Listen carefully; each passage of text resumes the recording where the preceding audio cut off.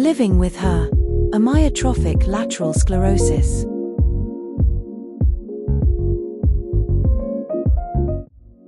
Hello, and thanks for being here with us. First of all, tell us who is Raquel in 2 sentences. Raquel is a person with a lot of vitality who, despite being in a body that does not respond to her and having an approximate expiration date, lives every moment with enthusiasm and has many projects to move forward with. When you received your diagnosis? I was diagnosed at the beginning of August 2018, after 2.5 years of going back and forth to different doctors, private health insurance, and public health. I even went under the knife for spinal surgery since many of the symptoms can be confused with other pathologies. What treatments have you undergone throughout these years? There is no treatment for the disease. There is only one medication, Riluzole, apart from other drugs to relieve spasticity, muscle spasms and other ailments associated with those. When it comes to nutrition, how do you manage it? I am a totally dependent person, so the people who take care of me manipulate me. What considerations do you have regarding the PEG tube? It is completely painless and has greatly improved my quality of life. As for the care, they are very simple. Avoid pulling the probe, clean the part of the probe that sticks to the skin daily, check the liquid in the inner balloon, prevent it from clogging and little else. Do you indulge in any culinary delights orally from time to time?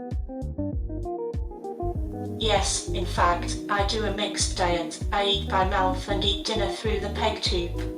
I even eat shredded hamburgers. Do you receive regular monitoring for your ventilation? Do you require any support for this?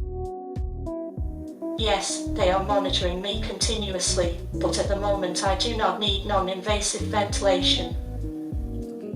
Do you see a psychologist? How long have you been seeing one? Has it been easily accessible to you and your family?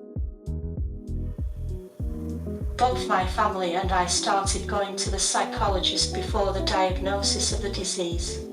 It must be taken into account that it took more than 2.5 years to diagnose me, but at the beginning of the symptoms, one of the things they diagnosed me with was physical and mental exhaustion, and my parents did not fully understand what was happening to my body because no test gave indications that it was us. Today we continue with psychological help. Every significant change in the state of my body entails grief. Could you share with us what you typically do at the day center you attend?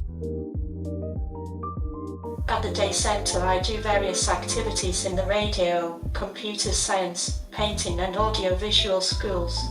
I participate in all the group activities that take place at the center on special dates. As for treatments, I receive physiotherapy, occupational therapy, speech therapy and psychology. I eat there and the route brings me back home.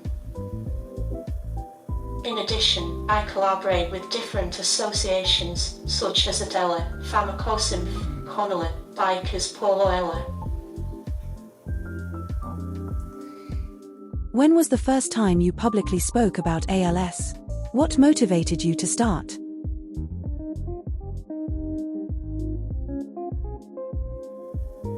It was at a charity paddle tennis tournament whose funds raised went to an ALS association. I started by helping the association. Then, through the Twitter network, I met a journalist who made podcasts about rare diseases and I suggested doing one about ALS, and that's how Abel Cornella was born. Then came the interviews in the media and requests for collaboration with different organizations. Do you believe you've made a difference in someone's life? I hope I have been of help to many people, or at least what I do is with that intention. What role do social media platforms play in your life nowadays? Well, although I am very active on social networks, I am also very involved in very interesting projects about ALS, such as the opening of the new daycare center for people affected by ALS in the community of Madrid, a pioneering center in the world to care for these types of patients. It's my way of being connected to the world.